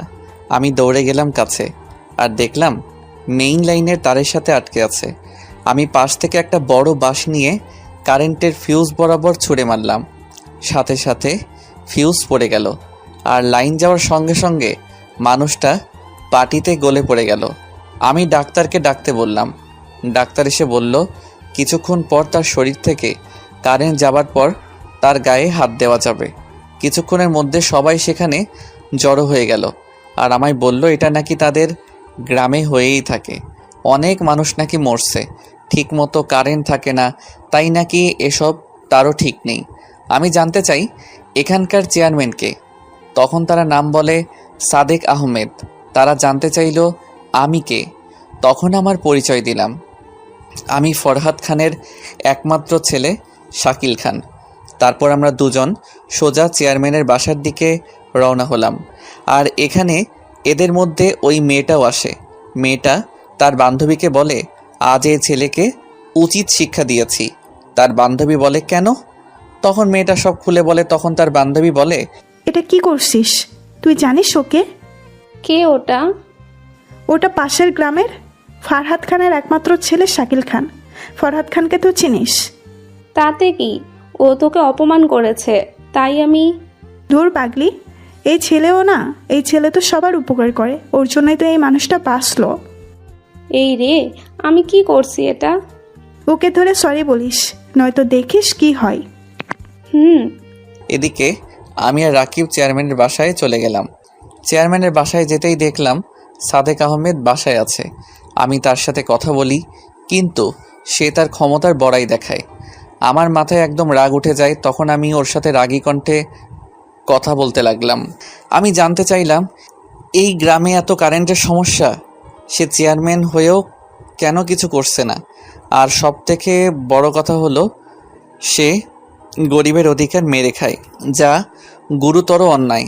আর এই অন্যায় শাস্তি তাকে পেতে হবে। এই কথা নিয়ে অনেক ঝামেলা হলো। সাদেক আহমেদ আমাকে মারার হুমকি দিল। রাগ করে উঠে সামনে থাকা টেবিলে লাথি মেরে চলে আসলাম। বাইরে আসতেই ফোনটা বেজে উঠল। তখন ফোন বের করে দেখি বাবার ফোন। আমি কল রিসিভ করে বাবাকে সব খুলে বললাম। বাবা কিছু বলল না। আমিও ফোন কেটে দিলাম। তারপর দুজনে মিলে গ্রামে ঘুরতে লাগলাম। তখন হঠাৎ সামনে দেখলাম সেই মেয়েটা। আমি দেখেও না দেখার ভান করে থাকলাম। তখন দূর থেকে মেয়েটা ডাকছে। আমি সাড়া দিলাম না। রাকিব ওর দিকে তাকালো। তখন তাকে থামতে বলল। রাকিব আমায় থামালো। মেয়েটা আমার কাছে আসলো। হাই, আমার নাম সাথী, চিনতে পারছেন? তোমায় কেমনে ভুলি? আসলে আমি ভুল করে আপনাকে বকা দিছি। আমি জেনে শুনে কিছু করি নাই, তার জন্য সরি, মাফ করে দিয়েন। হুম। আপনি কি এই গ্রামে নতুন? হ্যাঁ, আমি শহর থেকে পড়াশোনা শেষ করে গ্রামে আসছি। ও, তাহলে চলেন, আপনাকে আমি গ্রামটা ঘুরে দেখাই। দেখালে তো সমস্যা নেই। তারপর সাথী, আমি আর রাকিব গ্রামে ঘুরতে বের হলাম। সারাদিন সাথীর সাথে ঘুরলাম। মেয়েটার কথাবার্তা, আচার আচরণ আমার খুব ভালো লাগলো। দেখতে দেখতে সারা দিন কেটে গেল। আজকের দিনটা আমার খুব সুন্দর কাটলো। রাতের বেলা ঘুমাতে গিয়ে আর ঘুমাতে পারি না, শুধু মেয়েটার কথা মনে হচ্ছে। কত সুন্দর মেয়েটা। সে যদি আমার মনের মানুষ হয় তাহলে কতই না সুন্দর হয়। খাট থেকে উঠে বাইরে আসলাম। বাইরে এসে দেখি আম্মু, চাচি আর দাদি বাইরে বসে আছে। আমায় দেখে দাদি জিজ্ঞেস করলো, কি হয়েছে? আমি কিছু না বলে দাদির কোলে মাথা দিয়ে শুয়ে পড়লাম। পরের দিন আবার সেই গ্রামে চলে গেলাম আর সাথীর সাথে দেখা করলাম, কথা বললাম। আস্তে আস্তে আমাদের সম্পর্ক মজবুত হতে লাগলো। একদিন হঠাৎ করে সব উলটপালট হয়ে গেল। আমি সেই দিন সকালে উঠে সাথীর কাছে যাচ্ছিলাম। তখন রাস্তায় সাদেক আহমেদের লোকেরা আমায় আক্রমণ করে। আমি তাদের সাথে মারামারি করছিলাম। ঠিক এমন সময় সাদেক আহমেদ পিছন থেকে এসে আমার মাথায় জোরে আঘাত করে। আমি মাথা ধরে মাটিতে পড়ে গেলাম। এদিকে আমার এমন ঘটনা গ্রামের এক লোক দেখতে পেয়ে আমার বাবার কাছে ফোন করে। খবর পেয়ে আমার বাবা লোকজন নিয়ে চলে আসে। আর বাবা আসার আগেই আমি অজ্ঞান হয়ে যাই। জ্ঞান ফেরার পর দেখি আমি হাসপাতালে আছি। দুদিন পর আমায় বাসায় নিয়ে আসে। এরই মধ্যে বাবা চারদিকে লোক ছড়িয়ে দিয়ে সাদেক আহমেদকে খুঁজে বের করে নিয়ে আসে আর গ্রামের সবার সামনে তাকে শাস্তি দেয়। সাদেক আহমেদ এমন শাস্তি পেয়ে খুব রেগে যায় আর তার মাঝে প্রতিশোধের আগুন জ্বলে ওঠে, যেটা আমরা কেউ জানতাম না। আমরা ভাবি হয়তো সে ভালো হয়ে যাবে, তাই আবার আগের মতো সবাই হাসি খুশি হয়ে চলতে লাগে। আমার মাথায় আঘাত লাগার কারণে কিছুদিন রেস্টে থাকতে বলে। সাথী আমায় না দেখে আর থাকতে পারছিল না, তাই সে আমার বাসায় চলে আসে চাকরের কথা বলে। কিন্তু রাকিব চিনে ফেলে। সাথী সোজা আমার কাছে আসে। তখন আমি ঘুমিয়েছিলাম। কপালে কিছু একটা স্পর্শ পেয়ে ঘুম ছুটে গেল। তাকিয়ে দেখি সাথী দাঁড়িয়ে আছে। সঙ্গে সঙ্গে আমার মুখ ধরে নিল। সব কিছু বুঝে ওঠার পর আমার মুখ ছাড়ল। সাথী, তুমি? তোমার কথা শোনার পর থেকে আমি আর থাকতে পারছিলাম না। আব্বু আম্মু আসতে দেয় নাই, তাই আমি খাওয়া ছেড়ে দেই। কি করে খেতাম বলো? তুমি কেমন আছো, খাচ্ছ কি না? আরে পাগলি, আমার কিচ্ছু হয় নাই। আমার এমন অবস্থা দেখে আব্বু আম্মু আমায় আর আটকায় নাই। বাবা কিছু বলে নাই? আমি চাকরানির পরিচয় দিয়ে আসছি। সর্বনাশ, আমার বাবা এতটাও বোকা নয়। তোমার ব্যাপারে সমস্ত খোঁজ নিয়ে তারপর তোমায় ধরবে। আমার কথা বলার দেরি হলো, এমন সময় আসলো, ঘটনা শুরু হলো। আমি বলে শেষ করতেই দরজায় বাবার কথার আওয়াজ আসলো। আজকে আমার বাসায় একটা কাজের মেয়ে আসছে, জানি না কি কাজ করতে আসছে। তাকিয়ে দেখি বাড়ির সবাই বাবার সাথে সাথে আমার ঘরে চলে আসলো। আমি তো শেষ। সাথী লজ্জা আর ভয় একসাথে পেয়ে গেছে। কি করবে ভেবে না পেয়ে লাফিয়ে গিয়ে বাবার পা ধরতে লাগলো। তখন বাবা তাকে ধরে নিল। আরে মা, কি করছো? আঙ্কেল, আমার ভুল হয়ে গেছে। আচ্ছা, এটা বলো, এই রুগীটা তোমার কে? না মানে এই রুগীর জন্য তো তুমি 7 সমুদ্র পাড়ি দিছো। আসলে বাবা। তুমি চুপ করো। আঙ্কেল, আমি শাকিলকে খুব ভালোবাসি। এই কথা বলে সাথী কেঁদে দিল। বাবা নিজ হাতে সাথীর চোখের পানি মুছে দিল। আরে মা, কাঁদছো কেন? তুমি তো কোনো পাপ করো নাই। তাছাড়া এই বাদরকে শায়েস্তা করার জন্য তোমার মতো একজনকে খুব আমি খুঁজেছিলাম, কিন্তু তুমি আমার কাজ তো নিজেই করে দিয়েছো। এখন চুপ করে আছো। আরে মা, আমি কথা দিলাম তুমি আমার ছেলের বউ হবা। এই কথা শুনে সবাই খুশি হলো। আর বাবা সাথীকে এখানে থাকতে বলল, যা আমার জন্য খুব ভালো হলো। এভাবে কয়দিন কেটে গেল, কিন্তু বিপদ আমাদেরকে ছাড়লো না। শহর থেকে বাবার বন্ধু গ্রামে ঘুরতে যায়, আর সে বাবার খুব ভালো বন্ধু ছিল। তার নাম মুন্না ছিল। বাবা তাকে খুব ভালোবাসতো। বাবা আর তার বন্ধু মিলে সবসময় আনন্দে থাকতো। একদিন আমরা সবাই মিলে ঘুরতে বের হলাম, আর সেই সুযোগেই সাদেক আবার হামলা করে। এবার দল ভারী ছিল না। আমি তাদের সাথে মারামারি করছিলাম। তখন পিছনে তাকিয়ে দেখি বাবার বন্ধু চাকু বের করে বাবার পেট দিয়ে চালিয়ে দিল। আমি বাবা বলে জোরে চিৎকার করলাম, কিন্তু ততক্ষণে সাদেকের লোকেরা আমায় ধরে নেয়। এরপর বাবার বন্ধু আমার মায়ের পেটে ছুরি মারে। আস্তে আস্তে আমার চোখের সামনে সবাইকে মেরে ফেলে, এমনকি তারা ছোট্ট রিমাকেও ছাড়ে নাই। বাবা পেটে হাত দিয়ে তাদের সাথে মারপিট করছিল, তখন পিছন থেকে সাদেক আমার পাশ দিয়ে ছুরি চালিয়ে দেয়। আমি আর থামতে না পেরে মাটিতে পড়ে যাই। ওরা যখন আমার বাবা মাকে মারতেছিল, তখন সাথী মাটিতে গড়তে গড়তে এসে আমায় ডাকে, কিন্তু আমার জ্ঞান তখন ফিরে না। নাকে হাত দিয়ে দেখি শ্বাস চলছে, তাই তার ওড়না দিয়ে আমার ক্ষত জায়গায় বেঁধে দিয়ে পাশে নদীতে নৌকায় করে ভাসিয়ে দেয়। সাদেক আর বাবার বন্ধু নিমেষেই আমার পরিবারকে শেষ করে দেয়। রাস্তার উপর সবার লাশ পড়ে থাকে।